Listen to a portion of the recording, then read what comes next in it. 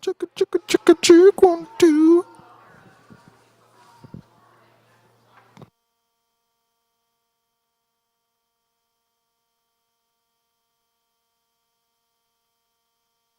I can give you all the more that you need, Jonathan.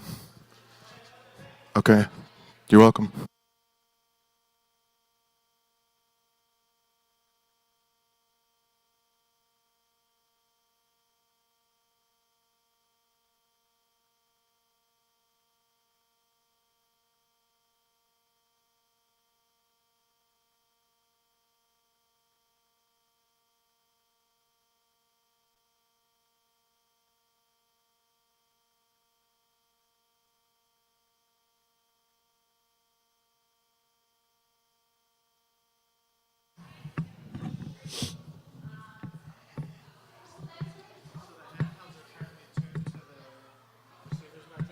Okay.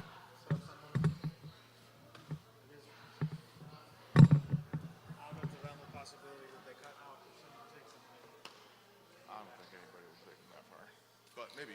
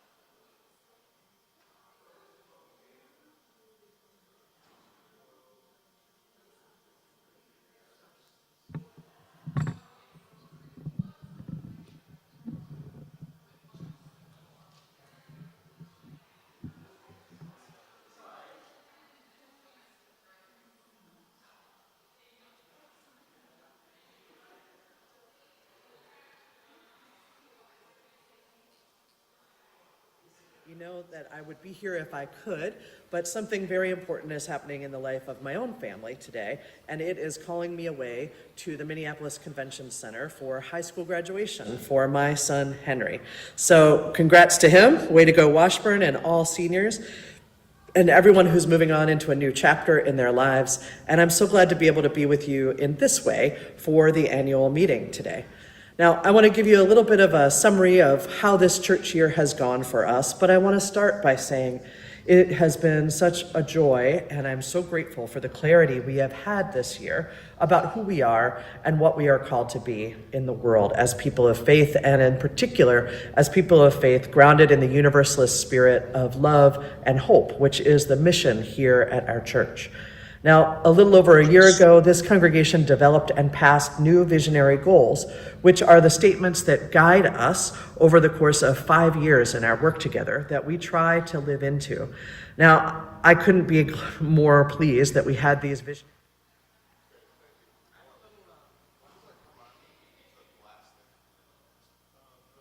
This is not working well today at all.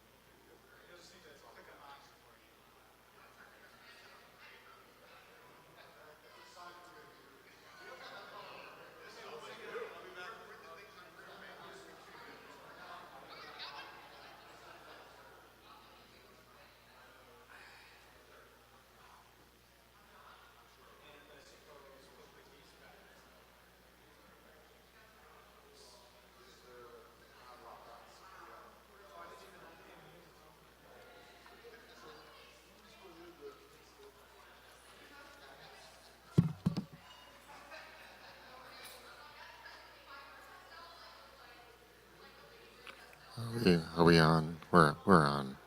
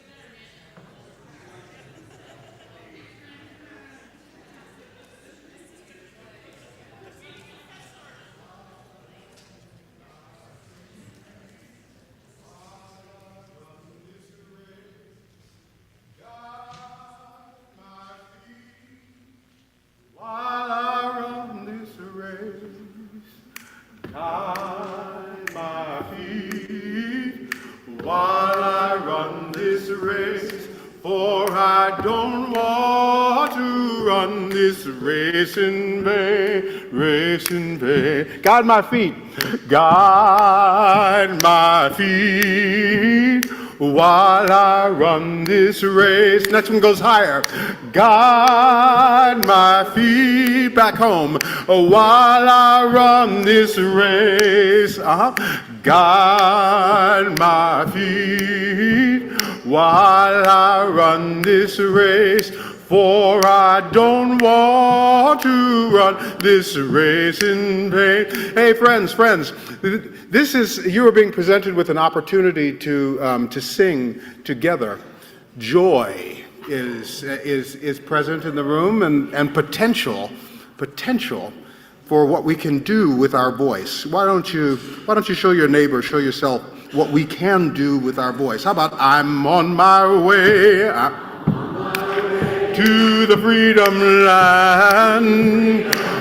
I'm on my way to the freedom land. I'm on my way to the freedom land. I'm on my way.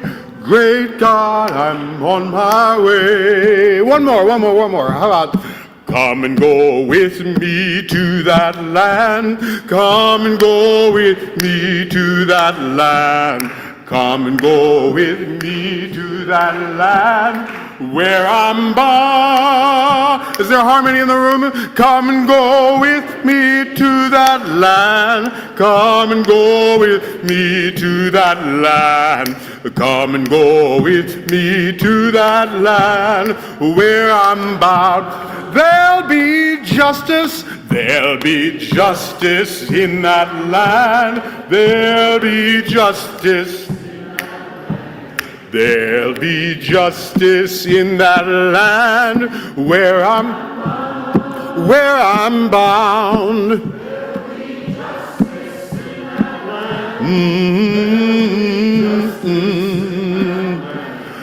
There'll be justice in that land where I'm bound. Way to go.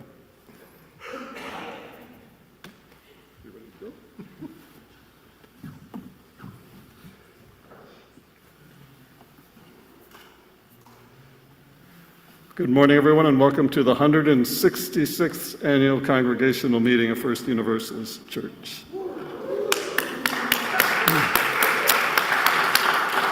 My name is Jeff Snyder, and I'm the President of the Board of Trustees, and I'll be the host of this meeting.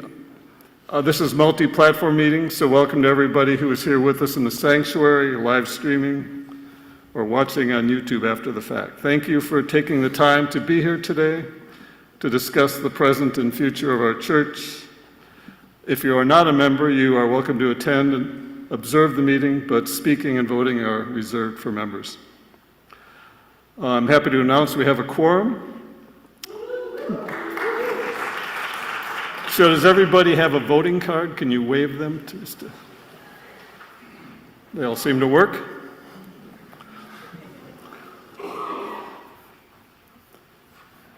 And on Zoom, I think Ashley will take care of they're all registered, so no problem there. Okay, I think we've had the chalice lighting in the form of we've had a song. I guess we actually do need to light the chalice. Does anybody know how to do that? We didn't take care of that detail. I'm not qualified. I think you have to be certified to do that. Oh my goodness.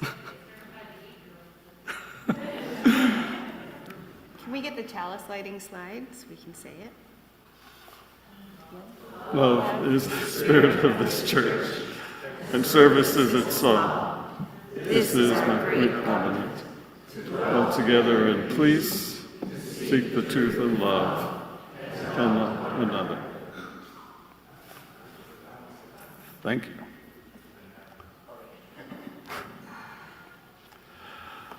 Under the power vested in the Board of Trustees, I am pleased to appoint Eric Cooperstein as parliamentarian for today's meeting. Eric's a longtime member of the congregation and a former board president who has significant experience with parliamentary procedure. Thank you, Eric, for your willingness to take on this job for us.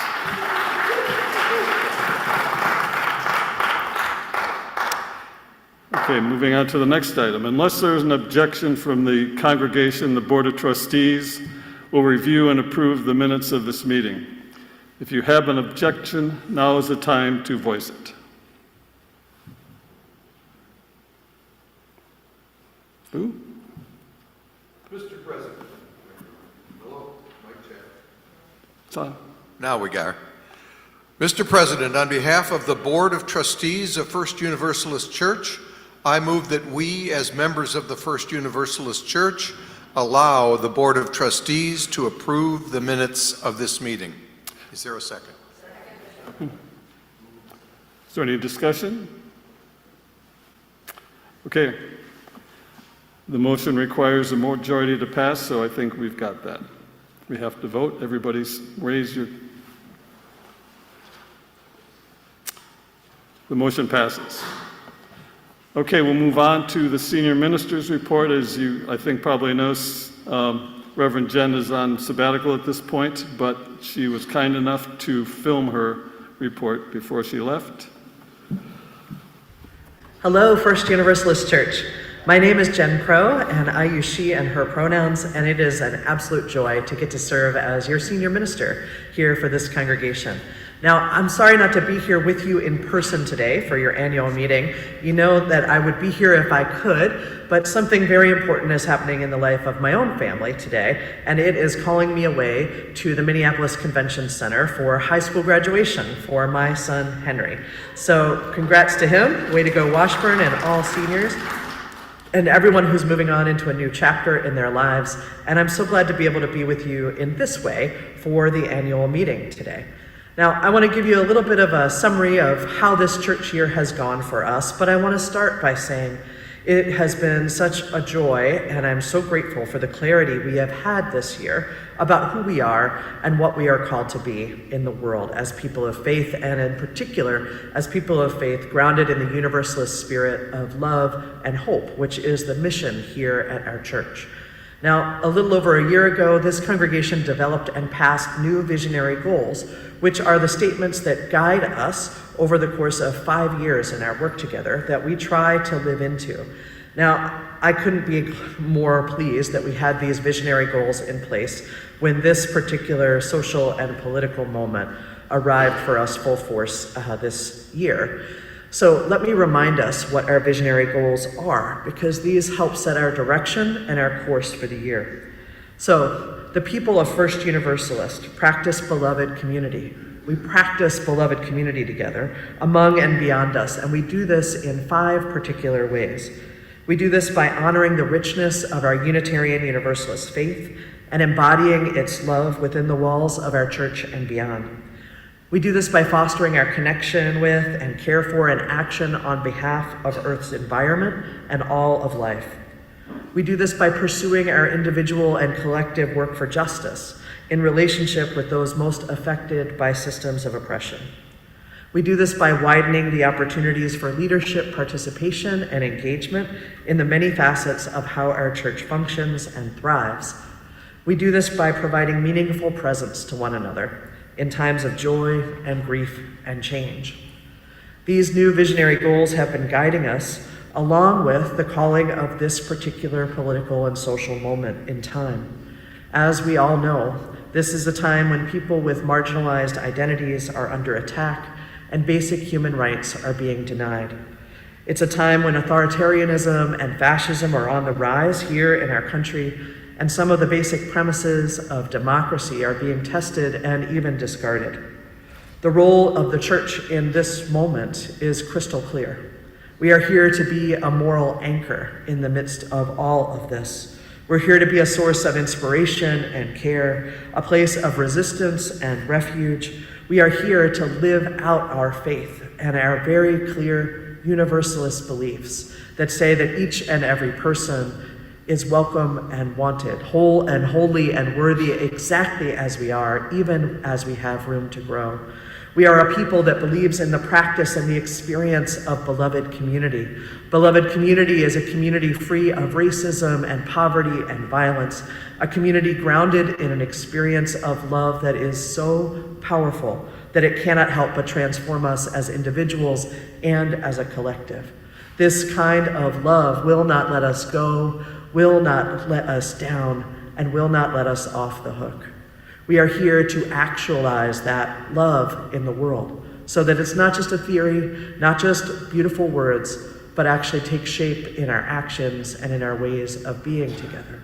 This is who we are. This is who we have been as a church community. This is who we will be now and always. Now, with such clarity about who we are and the work that we are called to do in the world, the way we are called to live out our faith, we have navigated some big changes together this year. Our clarity of purpose has been right there, but the changes in staffing have been plentiful around us. We know that we have navigated through Reverend Arif's extended leave and departure, as well as Liz Farmer's parental leave and eventual departure from her role as membership coordinator. We got to celebrate as Allison Conley-Vetter moved to the more permanent position of Director of Children, Youth, and Family Ministries, and we're grateful for the spirit of collaboration and empowerment she fosters among children, youth, staff, and adults. We got to welcome Reverend Laura Smidzik this year as a part-time contract minister for pastoral care, and we have now welcomed her on staff as a half-time assistant minister of pastoral care and welcome and belonging. Overall this year, we reduced staffing by 1.5 full-time positions. One of the things we did in addition to that was really focus on increasing opportunities for congregational engagement and in all aspects of church leadership. This was a primary focus of the staff and of the whole congregation this year. Now, we have said together over and over on Sunday mornings, you are not alone, we are holding it together. And that is exactly what we have done over the course of this year. Let me give you just a few of the examples of that. How about 95 plus adult volunteers in our religious education classrooms and experiences for children, youth, and families? How about our children, youth, and families leadership team, the youth leadership team, the stewardship team, the congregational care team, the sanctuary and resistance team? How about our environmental justice team leading climate conversations for all of us to engage in? How about all of you who furnished an apartment twice for trans siblings seeking refuge here in the Twin Cities? How about all of you welcoming a trans family with a new baby on the way, welcoming them with all the supplies that they needed, and even more importantly, with the love and support of a community that will stand with them now and always as they adjust to so many big changes in their lives? How about us opening the doors again and again of the church and of our heart to immigrant families in need of sanctuary and support? How about all the ways we have cared for each other in times of devastating loss and despair this year? This year, several of you stepped into what I'm calling super volunteer roles. You have coordinated ongoing programs and supported key faithful action efforts over the course of the year, leading us in everything from coming of age and neighboring faiths programming to making community dinner possible, to new leadership in our Habitat for Humanity partnership, for our sanctuary and resistance efforts. How about all of you stepping forward with your financial generosity and your downright persistence to help us meet our budget goals for the year ahead? We are holding it together. Almost 200 of you signed up to take the Intercultural Development Inventory Assessment, which allowed us to dig deep in our learning about ourselves so that we might be able to be more present to authentic cross-cultural relationships. One of the things that we learned as so many of us took this assessment is where we are as a group on the intercultural development continuum. We are a group in minimization, and that means that our spiritual work is to come to understand the culture that we are a part of, to start to understand how we do things around here and maybe why, to see those things, to name those patterns so that we can be explicit about them and then shift them to be more welcoming and inclusive.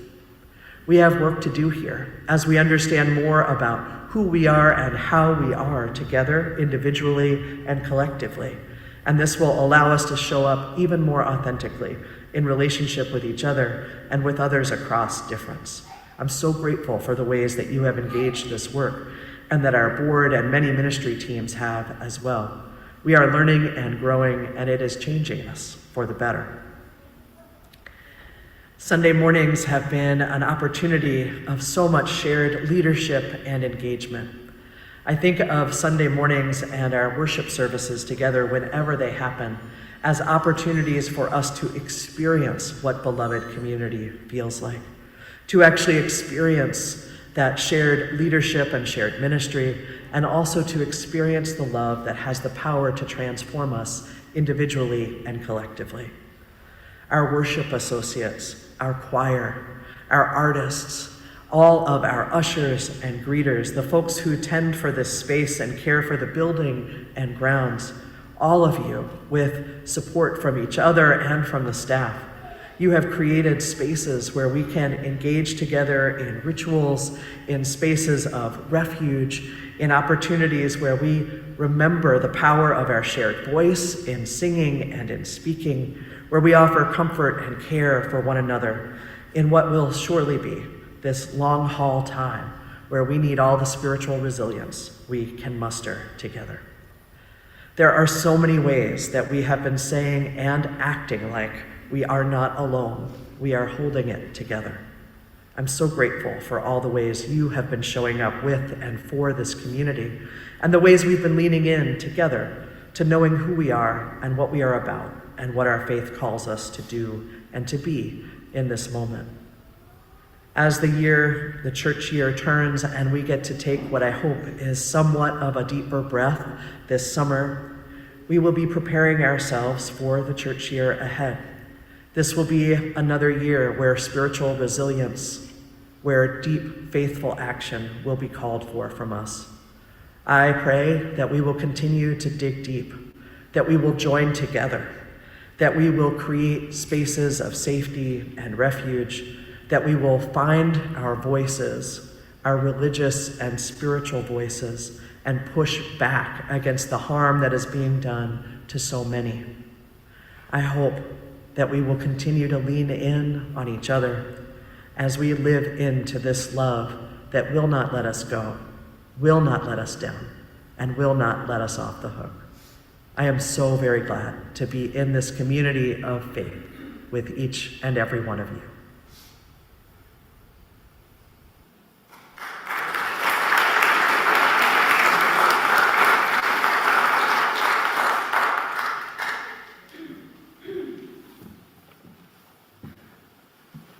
I think we're not ready for the budget slide yet, so you can just kill that for now.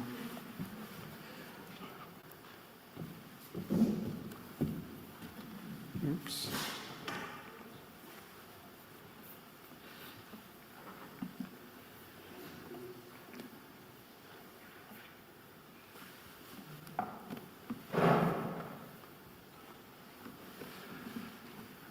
I have a few things to preface, my remarks. I actually made a point of not looking at what Jen was going to say, just so it wouldn't taint what I was going to say. As it turns out, I think we may duplicate ourselves in many spots, compliment in others, but it never hurts to hear the same message twice anyway.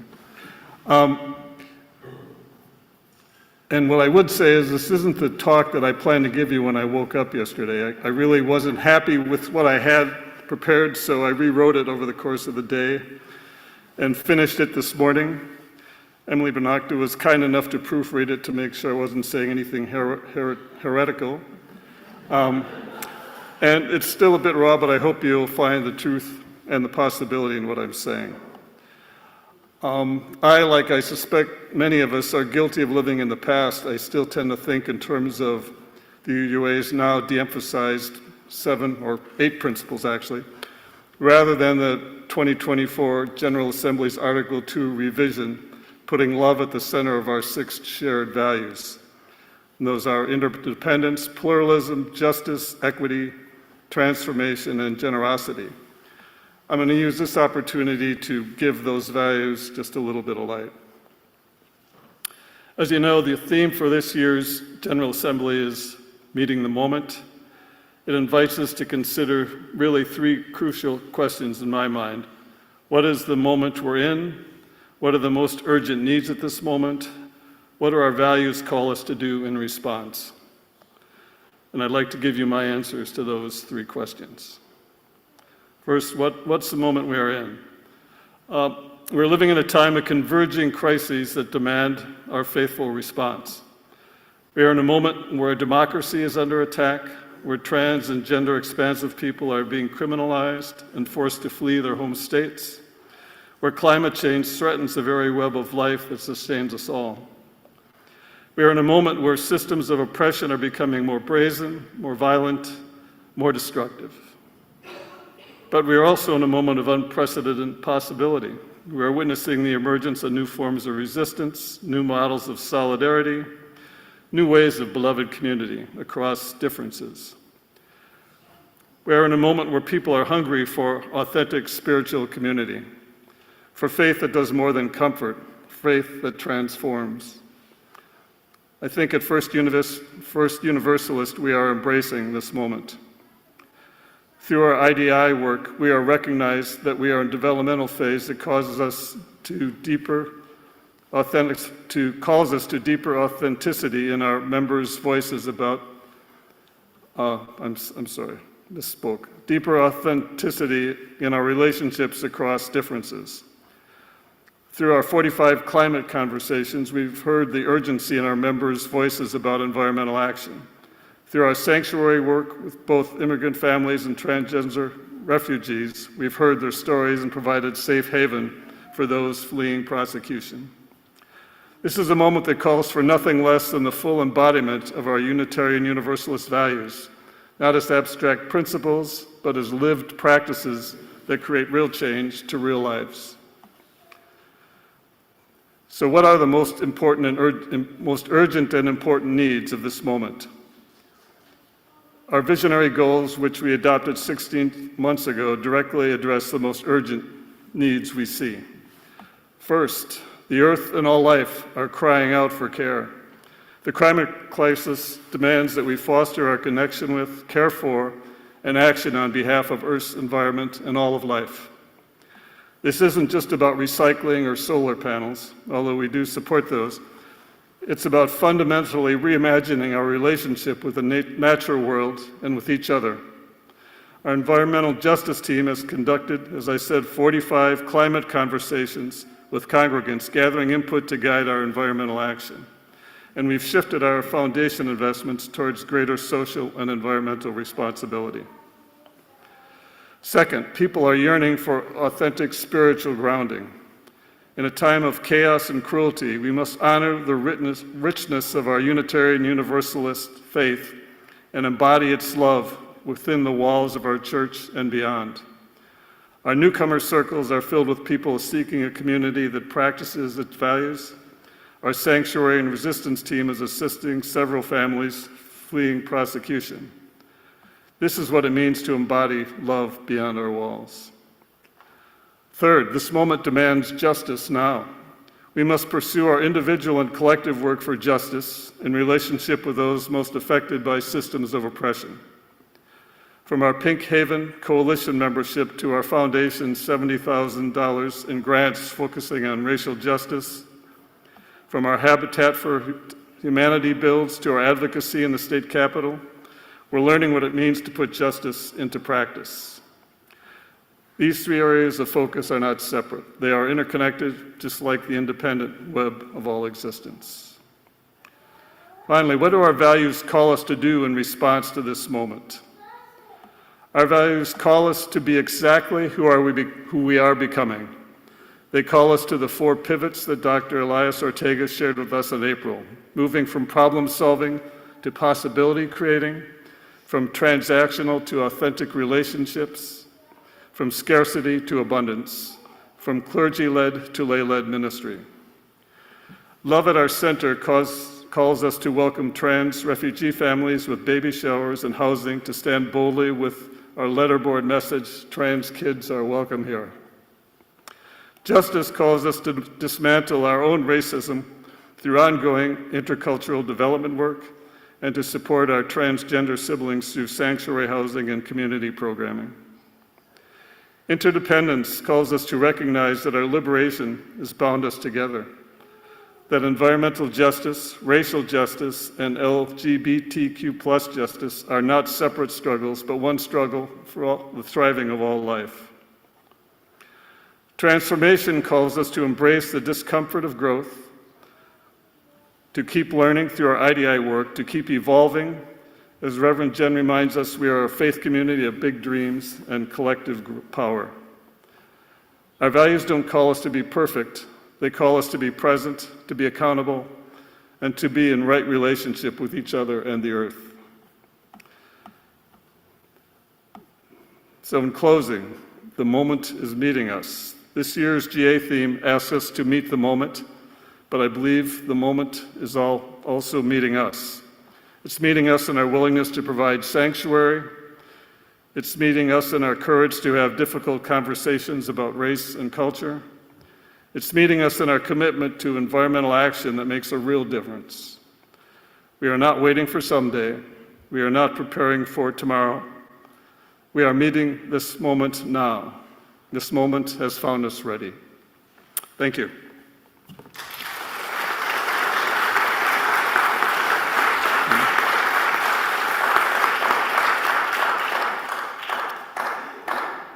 And now I can sigh a big sigh of relief and get on with the rest of the meeting.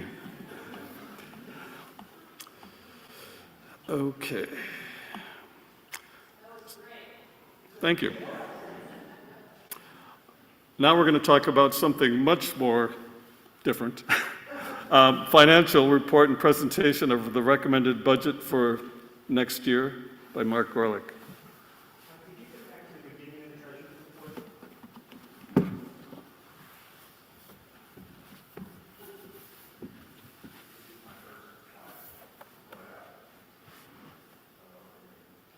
There was a title slide that says Treasurer's Report, and then there were a couple of other slides before that. Looks like there's 3 slides missing that I have here. Oh gosh, you think I know how to do that?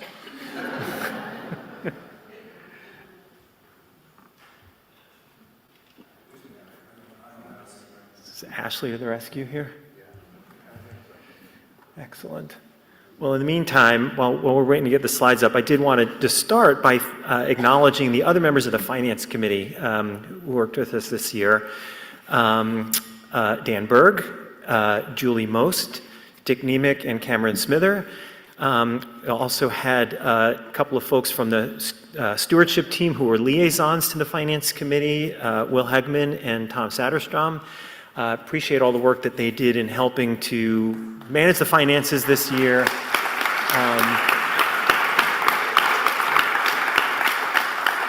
There we go. Awesome. And appreciate the work that they helped to do. You heard about this referenced in Jeff's report, but in moving our investments this year to more environment and socially responsible investments for the totality of our investment portfolio. So we're very excited about that.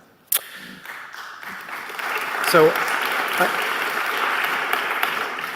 2 things I wanted to cover. I wanted to talk about how we did this year financially. This year is ending June 30th. So what I'm showing you are based on projections for how we will end the year, actual information through April, and then, or final results through April, and then some preliminary results through May. So when we finally close the books, which usually takes about 6 weeks, so it'll be probably mid-August, we'll issue a final report, but this is our best estimate of how we're doing. So what you see here on the revenue side, some very good news.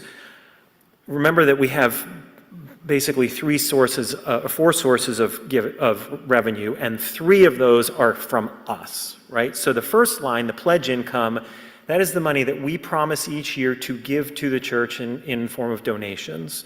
You can see that we are projecting to end the year almost exactly where we thought we would be on pledge income.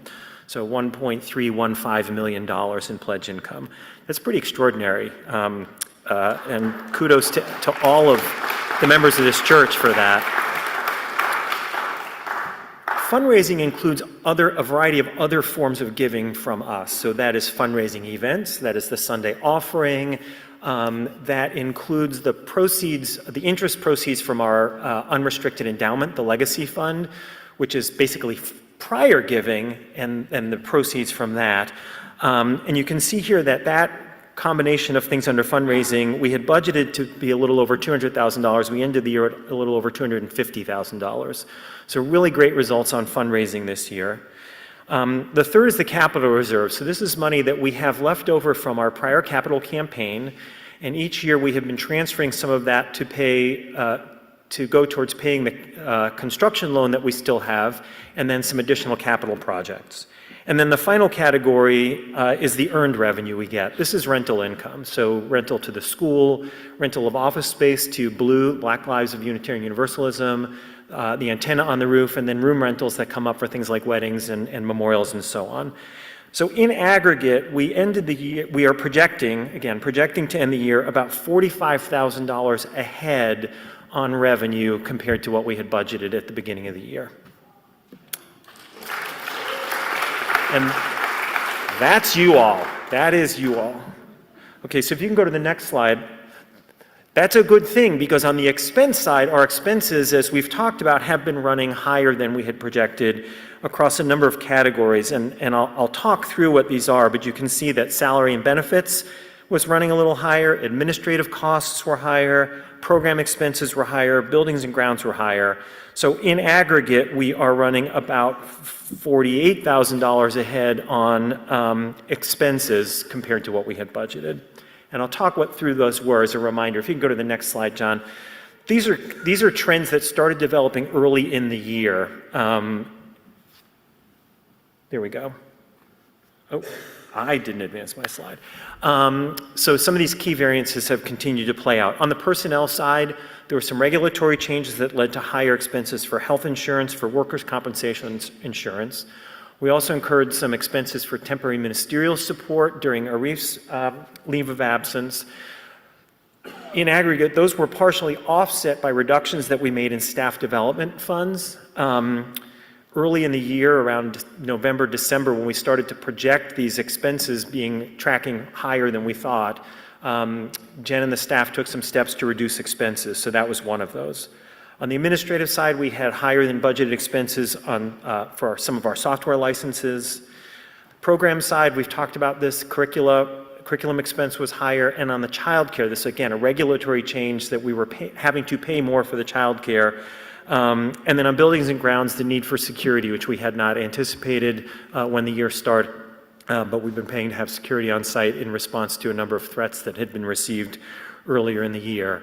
So these expense variances started to develop early in the year, but thanks to a combination of both increased fundraising and some offsets in expenses, if you can go to the next slide, in aggregate, we are projecting that we'll have a slight deficit of about $5,000 compared to a projected neutral budget. I will say that this was tracking to be closer to $50,000 when the year started. So when the board reviewed this, we were pleased with the progress we made, and given all of those things that were going on, we felt comfortable with this modest deficit of about $5,000. The good news is that we did finally receive some money that we'd been due from the federal government, COVID-related expenses, that we had earmarked to replenish our reserve. And so that was about $180,000 that we got. So the good news is we've been able to bring our reserves up to a degree where this $5,000 is very easily managed.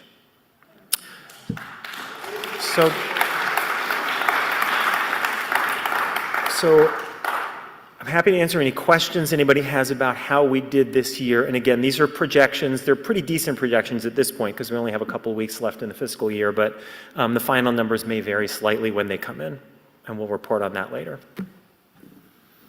If not, I'll go into then the budget.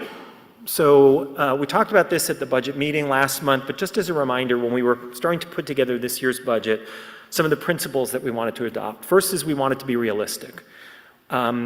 We knew that last year was a phenomenally generous year in terms of donations. Some of those donations that we actually got this year were ones that we did not expect to recur, so we wanted to be conservative in those estimates. We wanted to take into account those expense trends that we know are going to continue, some of those insurance costs, security costs, et cetera.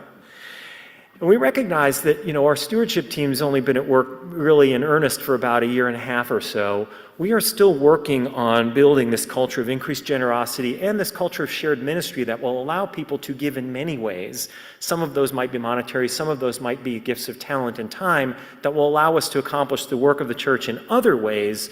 And that is still an ongoing process. And so we needed to recognize that we can't go from 0 to 60 that quickly. The second is we again wanted to have a balanced budget. We've had several years of deficit spending. We were, as I mentioned, able to rebuild our reserves to some extent, but our reserves are still below where we would like them to be. Our guidelines, our policy is that we'd like to have between 3 and 6 months of expense in reserve, so that if something happens, there's an extraordinary expense that we didn't anticipate, large, giving doesn't materialize for some reason, that we can actually continue to pay our bills. Thanks to the replenishment that we did, we're now somewhere just under 2 months worth of reserve. So still not quite where we'd like to be. So we want to maintain a balanced budget for next year so that we don't erode that any further. And then, as I've said before, we wanted to make sure that we were providing fair compensation to staff, making sure that all of our staff were at least at UUA minimum guidelines. So if you can go to the next slide. Our proposed budget, so I'll walk through on the revenue side. The good news is we did meet our fundraising goal. So we had a fundraising goal of $1.315 million in pledges, which we got. The number you see here is a little bit smaller than that because every year we assume that some pledges will not come through. People might leave the church, circumstances might change, they might not be able to make the commitments that they made. So we always adjust that down a little bit. So our total pledge income we're budgeting for next year is $1.27 million, which is about 2% less than where we will have actually ended this year. Fundraising, again, we had a great year last year. We hope we'll have a great year next year, but we want to not be unrealistic about it, so we're budgeting a little bit less on fundraising side. We will still be able to draw on our capital reserve. So we're budgeting that to be flat and then earn revenue essentially flat. So our total revenue budget for next year is almost 3.5% lower than where we will have ended this year, closer to where we actually budgeted last year, just a little bit above. I do want to call attention to this capital reserve line. This will be the last year that we'll be able to draw that down. With this drawing of another $155,000 from the capital reserve, we'll have somewhere around $10,000 left in that. So this is money left over from our prior capital campaign. So just looking ahead to next year's budget, this is something that we'll need to find other sources for in terms of giving and so on. So I just wanted to call attention to that. But for this year, we still have that money and we're continuing to use it on the construction loan and for other capital expenses. And I mentioned this at last year's meeting, the question came up. Brad Schmidt, our finance manager, is working with the finance committee. We will be looking at some scenarios of how we can approach that remaining construction loan, what our different options are in terms of another capital campaign, refinancing the loan, et cetera, and we'll be weighing those pros and cons and coming forward with a plan of how we're going to approach the capital, that remaining construction loan, which comes due in 2031 or 2, I can't remember exactly. Okay, so that's the revenue side. On the expense side, if you can go to the next slide, our budget for salaries and benefits is about 4.5% lower than this year, and I'll talk through how we developed each of these. Administrative expenses budgeted to be flat. Program expense, we're getting back closer to what we budgeted last year, but significantly below where we ended up this year, adjusting for some of those variances. Buildings and grounds, a little bit higher, and so our total expense for next year is budgeted at about 3.9% less than this year. If you can go to the next slide, just to highlight where those expenses are. On the personnel side, we will not be replacing the membership coordinator, and we're only replacing Reef's position, the associate minister position, at half-time rather than full-time. So next year we'll have 1.5 FTE fewer than we did at the beginning of this year. This budget does bring all of our staff up to at least the UUA minimum recommended guidelines, and everybody is either, there's a 3% cost of living increase or whatever it took to get to that minimum, whichever was higher. And it does reflect the ongoing continued health insurance expense that we've experienced this year. On the administrative side, it's approximately even to this year. Some of the increased costs that we saw this year were offset by various other reductions to get us back in line. And it does allow us, administrative line here includes our dues to the UUA. And so we were able to budget a 5% increase in those dues. Still not up to our UUA fair share, but we're able to give at least our annual increase that we'd hope for every year. If you can go to the next slide. The program expense, this is about 22% reduction. This is coming from a few things. We have in the past few years moved from a model where we had essentially volunteers providing childcare to paid childcare. Because that expense has gone up so much, we are going back to having volunteer childcare. We're also continuing to reduce the number and size of meals that we offer at some events. We have, in the last few years, we've budgeted $10,000 a year for our racial justice work. In fact, we've been spending about $5,000, and so we're reducing the budget to reflect the reality we've had. We've had the benefit of getting a significant amount of in-kind support for that work, I will say, which we really appreciate. And we've tried the last few years to start accruing money towards a sabbatical fund. Every year, that's the thing that we have to claw back when we've been, falling behind, but this year we put that back in the budget. As a reminder, when the minister earns time for sabbatical, if a minister goes on sabbatical, the hope is to use this to be able to provide some part-time support so that the rest of the ministerial staff just don't pick up the gap in whoever is on sabbatical's absence. And then for buildings and grounds, we are anticipating the continued need for on-site security on Sundays. Again, we've talked about the current political climate. We continue to see those threats out there, and so we want to make sure that this is a safe place for all of our staff and all of our members of the congregation. So we're continuing to budget that as well. And so if you can go to the next slide, just the aggregate budget. So again, total revenue is budgeted $1,773,000. Expenses similarly, both of those reduced from this year to give us essentially a balanced budget with a very tiny surplus is what we are budgeting. So this is the proposal. I guess, parliamentarian, we would entertain a motion and then have discussion? Is that how this works? No, I just come back and take over. Or I could say if anybody has any questions, and then Jeff could take over. So any questions on the proposed budget?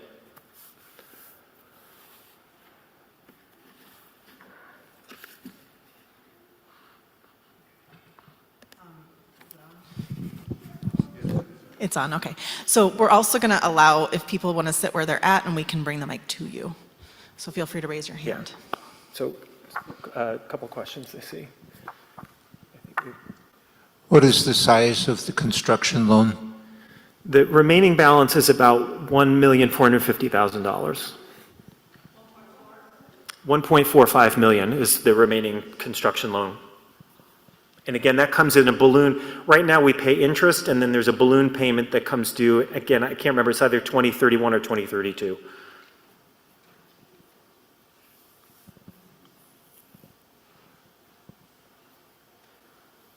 There's a question over there.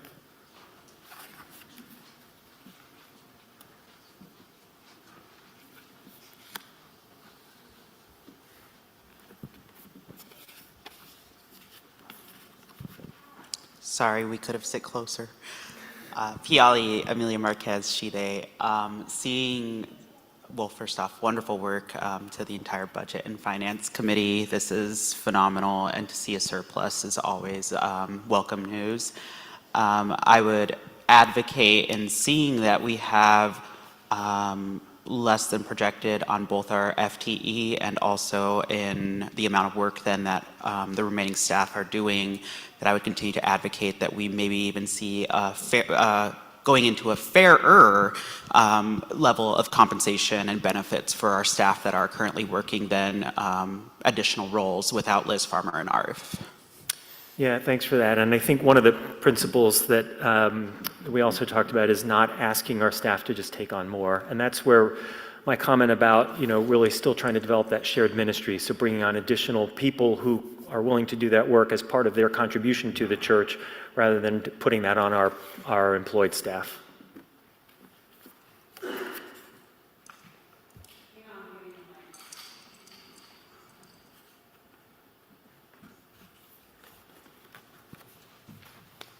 I feel like Vanna White. Oh, Sherry down here. We could use that, yeah. Hello, my name is Sherry Merriam, and my pronouns are she and her. And my question is it still considered industry standard to provide paid sabbaticals to ministry staff, or does that make us exceptional as a congregation or as a denomination? That is still pretty much the norm, for at least for UU ministers within the UUA, to accrue that sabbatical. So our policy is very consistent with what UUA guidelines and norms. Yeah.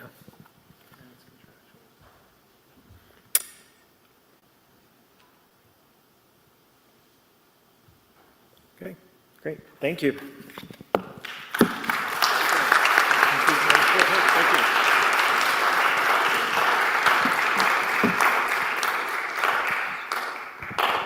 Thank you, Mark. You may have made my job easier. We'll see. So we're now moving on to consideration and vote on the annual budget. Mr. President, on behalf of the Board of Trustees of First Universalist Church, I move that we, as members of First Universalist Church, approve the recommended budget for the 2025-26 church year.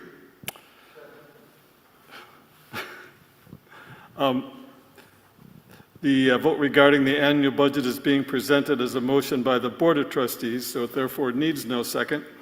And we will move directly into discussion, which we apparently may have already had.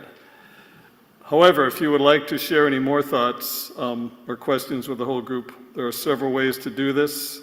For those of you in person, you can either come up, you could have come up and used a stand mic, but there's a couple roving mics that we will bring to you. For those participating online, if you'd like to share something on the floor, please write "share" in all caps before your statement or question. We will then make sure it gets shared with the whole group. For everybody, before you share your thoughts or questions, please introduce yourself. So, is there any discussion? Yes. Yes. Mr. Pratt? Oh, okay.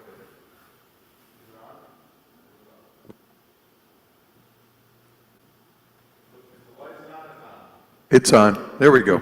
Mr. President, I move to limit discussion of this motion in the following manner.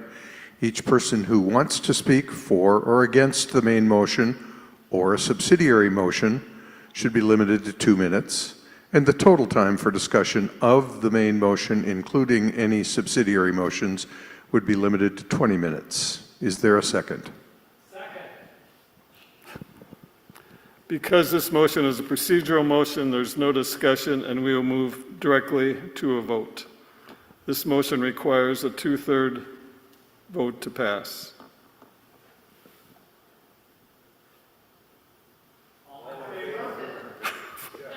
I guess we're there. Looks like the motion is passed. Any opposed? Okay, that was simple. So then we're going to move right along past all this talk. And I think we're on to election of candidates for the congregational boards. We're not? No, we just did the motion to limit the. Oh, we had a motion. Now we're going to see. Oh, we actually, okay, got it. Thank you, Mr. Parliamentarian. So do we have people who want to talk?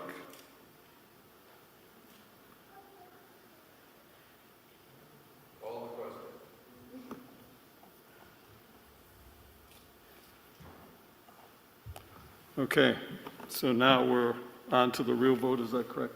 Right now, we're going to call for voting. All those in favor? Yes, okay, one more time.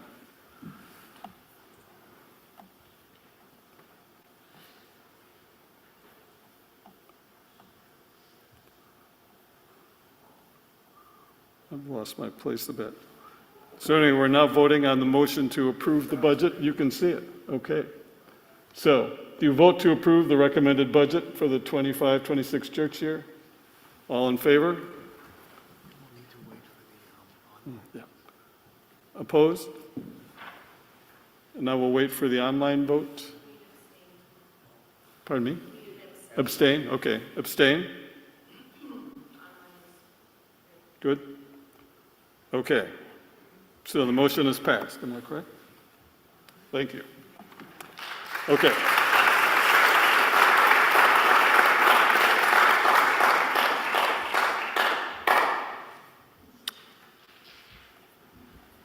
Okay, now we're moving on to election of candidates for the congregational boards and committees. And Ray Dillon will do the honors here.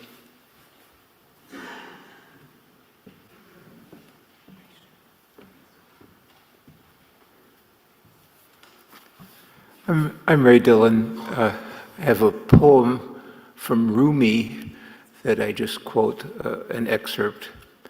I, you, he, she, we. In the garden of mystic lovers, these are not true distinctions. First item is that we are going to elect some new trustees to First Universalist, and I'm going to name their 4 names. Catherine Harrell, we're going to elect to a 1-year term. She's finishing out an unexpired term. Mark Gorelick, we're electing to his 2nd term on the trustees. And then Drew Rosiel and Cameron Smither were electing to 3-year terms, their 1st term on the Board of Trustees. So on behalf of the nominating committee, I move that we elect this slate of candidates as trustees of the First Universalist Church. Do we have a second? Second. Is there any discussion? Because this is a main motion, this vote needs a majority to pass. If you are a voting member on Zoom, please vote now via the online poll. And if you are with us in person, you will now vote by raising your cards high so that we can see them. For those in person, all in favor, please hold up your cards. Thank you. Opposed? Abstentions? The Zoom? Okay, that motion has passed, so those 4 now are part of our Board of Trustees.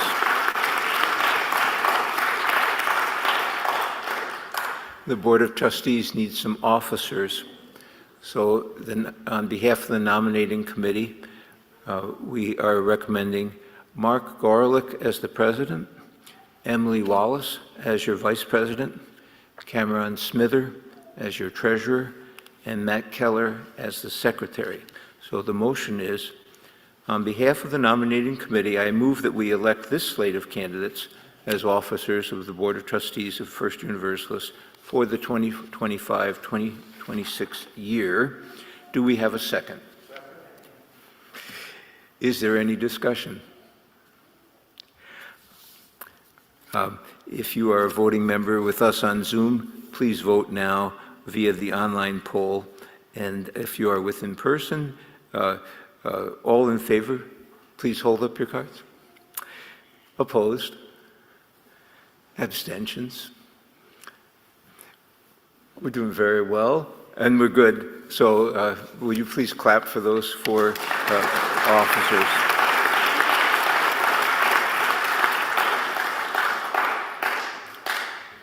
A compliment on how well we're moving through this, so good. Now we're on to electing 4 new directors to the First Universalist Foundation. And their names are Amanda Kaler, Stu Hansen, Ginny Belden Charles, and Polly Muntz Talent. Ginny, we will elect to a one-year term to finish an unexpired term, and the other three will be electing to three-year terms.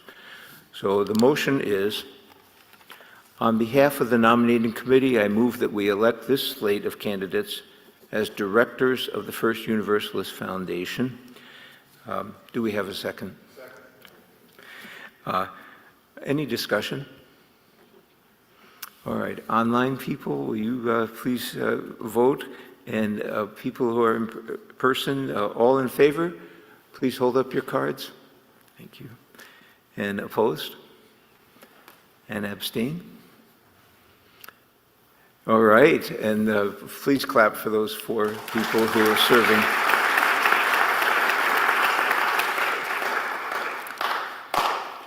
Two more votes.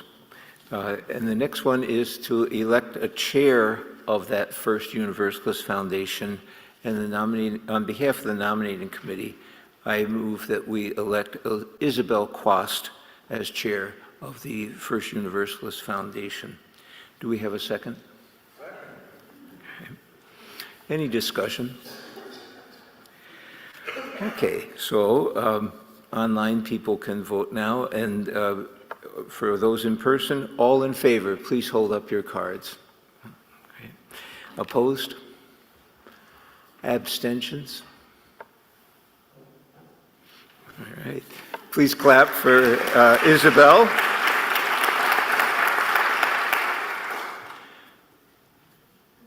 On the nominating committee, we have Chad Johnson, who needs to be elected to his second term of 3 years. So on the motion is, on behalf of the nominating committee, I move that we elect this candidate, Chad Johnson, to the First Universalist Nominating Committee for his second term. I need a second. Second. Thank you. You're such a good second. Yeah. And is there any discussion? Okay, online people may start voting, and the people in person, all in favor, hold up your cards. Opposed? Abstentions? And we're good. Please clap for Chad.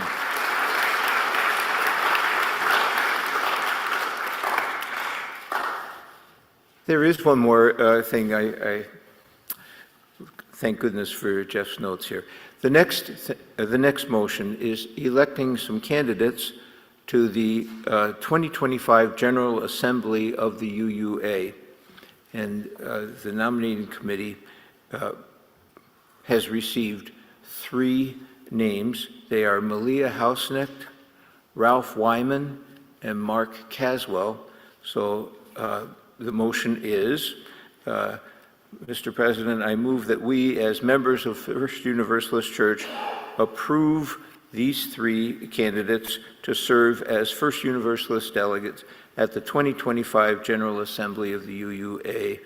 Do we have a second? Thank you. And any discussion?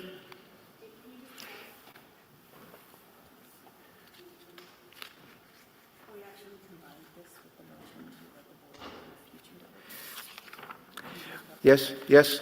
So there's going to be an addition to the motion to approve these 3 delegates, and the addition is to approve to let the Board of Trustees add to the delegates to the General Assembly. Is that a good enough wording of it? So now, if you are voting for those 3 particular candidates, and then other people who want to be delegates, they would have to go to the board, and the board will approve you. So that's what we're voting on. So I'll have another second, and now the online people can vote.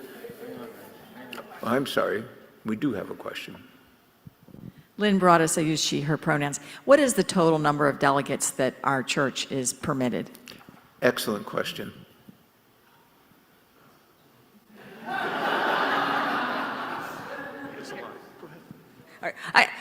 believe it's 20. Hi, Malia Hausnecht, she, her pronouns. One of the 3 out of those 20 delegates. So I will give this very quick pitch to say that I believe we have up to 20 spots. Essentially, this is our opportunity to vote and participate in the governance of the Unitarian Universalist Association and our full faith movement. And as of the last few years, they've opened up the possibility that you can register as a business-only candidate, I believe for free, and participate fully online. So many of us will be in Baltimore for 5 days doing the whole rigmarole, but we can fill those spots with anyone who is interested and willing to participate in the business sessions online and then participate in votes. We don't have big, contentious, exciting stuff necessarily coming up this year like we did 2 years ago and last year. So I know that in the past we've really it's gonna be so fun. But this is really a chance to learn about what's happening at Unitarian Universalism, interesting justice initiatives that we are a part of as a congregation within the UUA, as well as hear about and participate in actions of immediate witness, which is sort of more elaborate statements related to social issues. And we pick up to 3 every year as a faith movement that also then help us set the course for priorities for us in terms of our justice work nationally. So I would invite anyone who is here who feels like they might have the willingness. I believe it is not this coming week, but the following week. It's gonna be Wednesday through Sunday. And each day there are several hours of essentially business meetings that you could participate in. If you have any questions, have any even slight inkling of interest, please come find me. And I know what we're gonna do is just make it possible for anyone to sign up anytime between now and a week from Wednesday to participate in that way. Yep.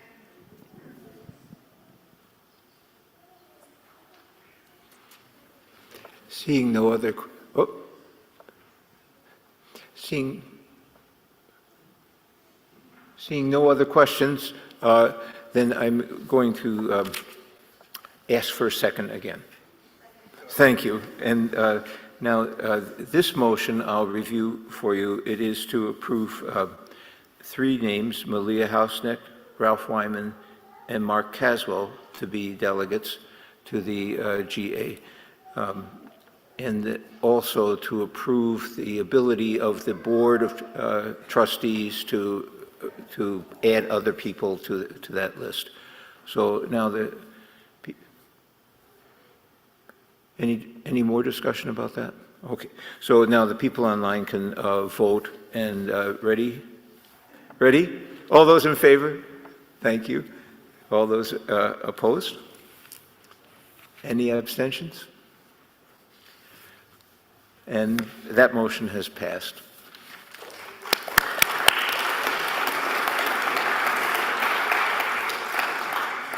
I want to speak for the members of the nominating committee.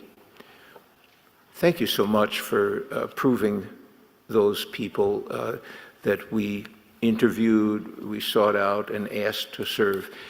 We think they're just top rate, and you've done very well.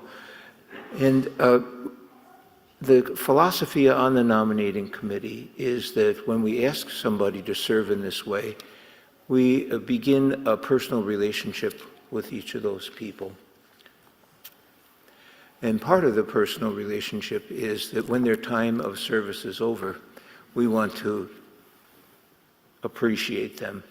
And so that's what we're going to be doing for the next few minutes. And I get to stand in for Isabel Quast and to say the Visual Arts Committee has donated some daisies as appreciation plants for the 3 outgoing members of the foundation board. These directors are Marnie Peichel, Lynn Broadus, and Philip Music. Will you please clap for them?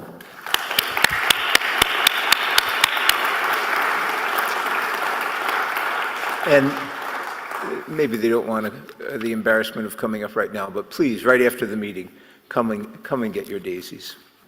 Thank you.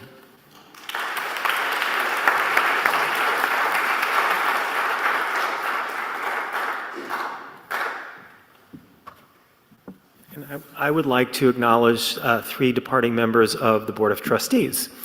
Starting with Ilo Lepik. Ilo has served on the board now for 2 years. We started at the same time. Really have appreciated Ilo's very positive attitude in our meetings, always keeping us grounded. And I always learn something interesting from you, so thank you.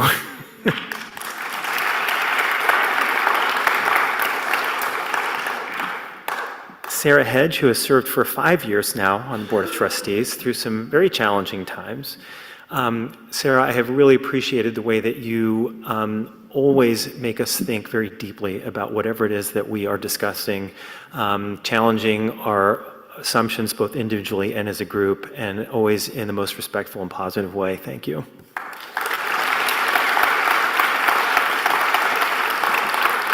And Jeff Snyder, who has completed 2 terms on the Board of Trustees, including the last 2 years as president of the congregation. Jeff, thank you for your very calm and thoughtful leadership through some difficult times, some difficult changes, some challenging conversations.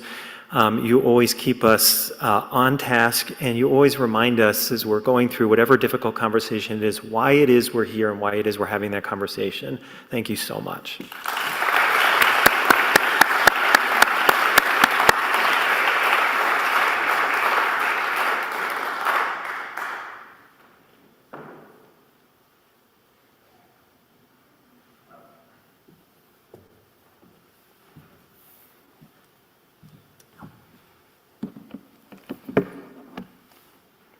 Okay, we're now going to talk about a proposed revision to the First Universalist bylaws. I'll give you a little background on the proposed revision. While the wording is slightly different in each case, our current bylaws require that terms on the Board of Trustees, the Foundation Board, and the Nominating Committee be staggered so that a maximum of 2 or 3 members be elected each year. When members of these groups leave prematurely, new members are elected to complete partial terms, as we just saw. Under our current bylaws, which limit the number of consecutive terms to 2, members who start with a partial term will be unable to serve 6 consecutive years. The proposed revisions would rectify that situation. We are proposing changes to the wording for the Board of Trustees, the Foundation Board, and the Nominating Committee, the wording being very similar in all cases. I think we have slides. It may be difficult to see. We also have a QR code that would take you to the proposed revisions if you haven't had a chance to look at them yet. I'm hoping most people have had a chance to do it before the meeting.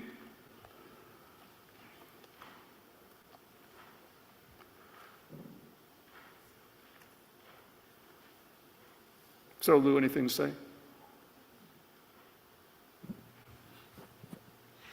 Mr. President, on behalf of the Board of Trustees of First Universalist Church, I move that we, as members of First Universalist Church, approve the proposed revisions to the First Universalist bylaws.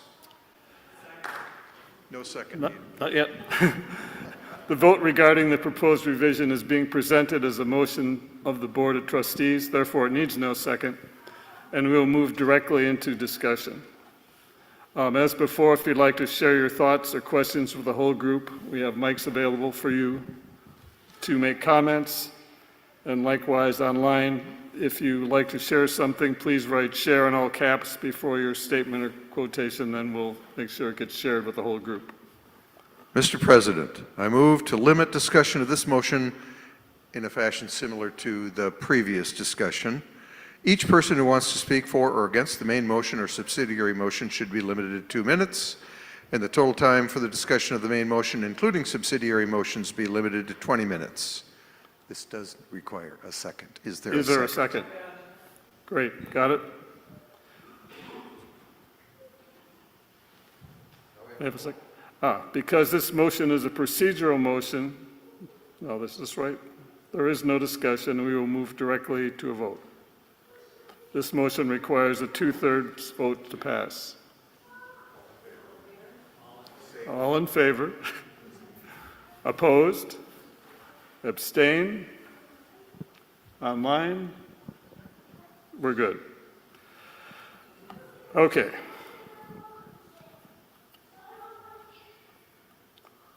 So now we're having a vote on news. Discussion, pardon me. Boy, I'm bad at this. Yes, Ray? The nominating committee is very much in favor of these changes. I do have a request that you read the change out loud before the vote. Okay. I'm going to find it, though.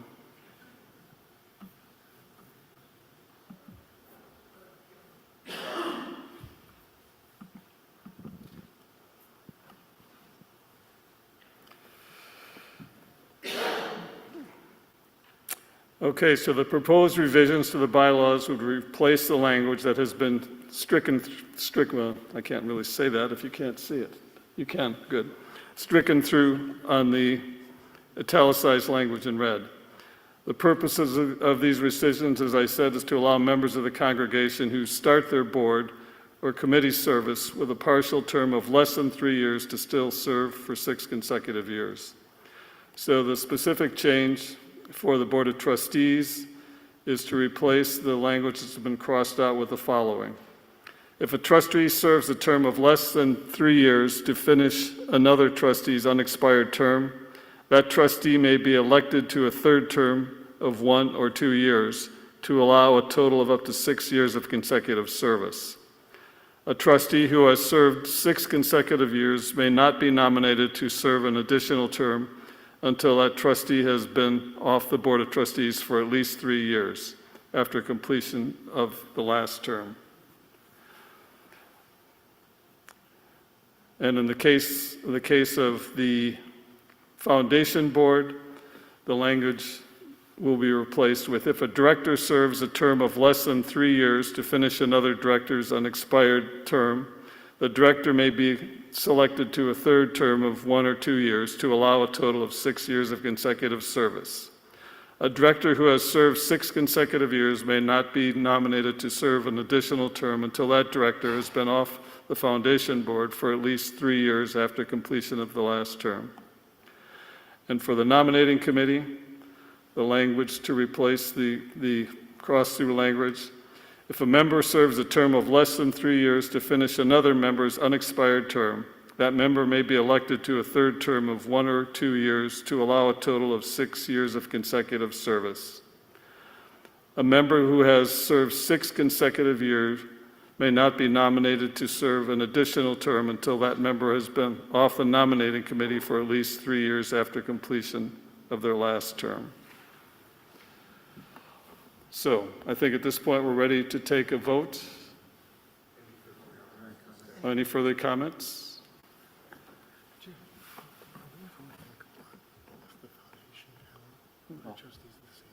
Yeah. Yeah. So it's separate. Oh, no, all the same. I guess then Ashley wouldn't have the separate, because it's 2 sets of bylaws. It's not the same set of bylaws. Sure, it's all part of our bylaws. Oh, the foundation is in the bylaws? Yes. Oh, yes. Okay. Where were we? Let's see. Call the question, right. So are we ready to vote at this point? All in favor? Opposed? Abstained? Online?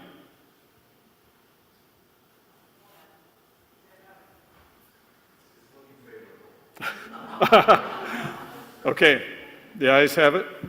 The motion is passed.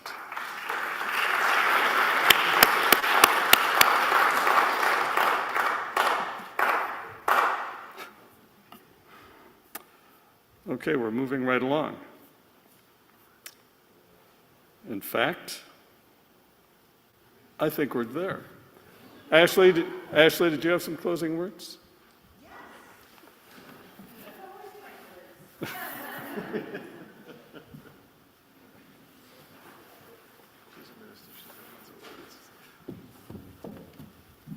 Can we just take a moment to thank Jeff?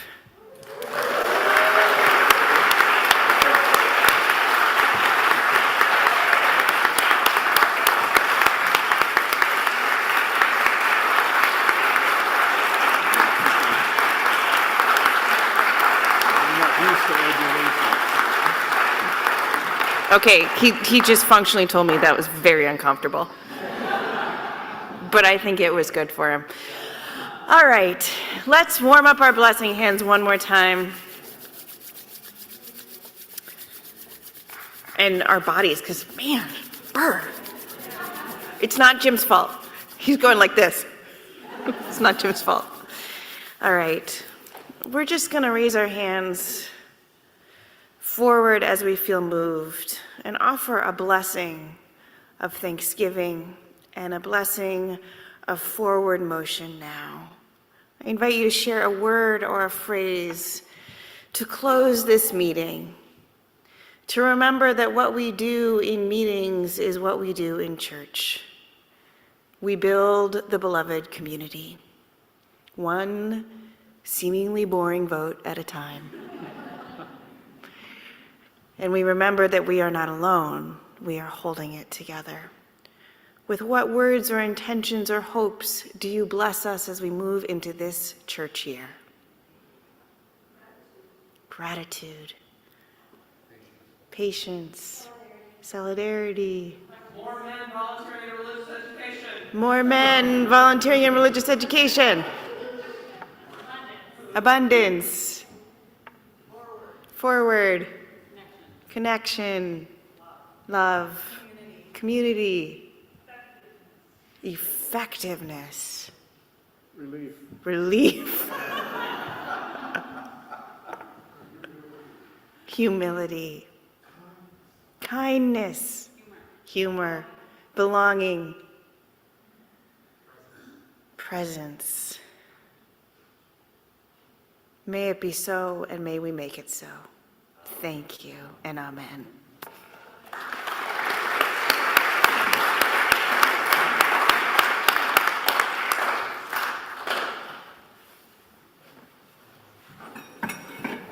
So I think we adjourned. Thanks, everyone, for taking the time to participate in our democratic process and for being such a supportive group. Thank you.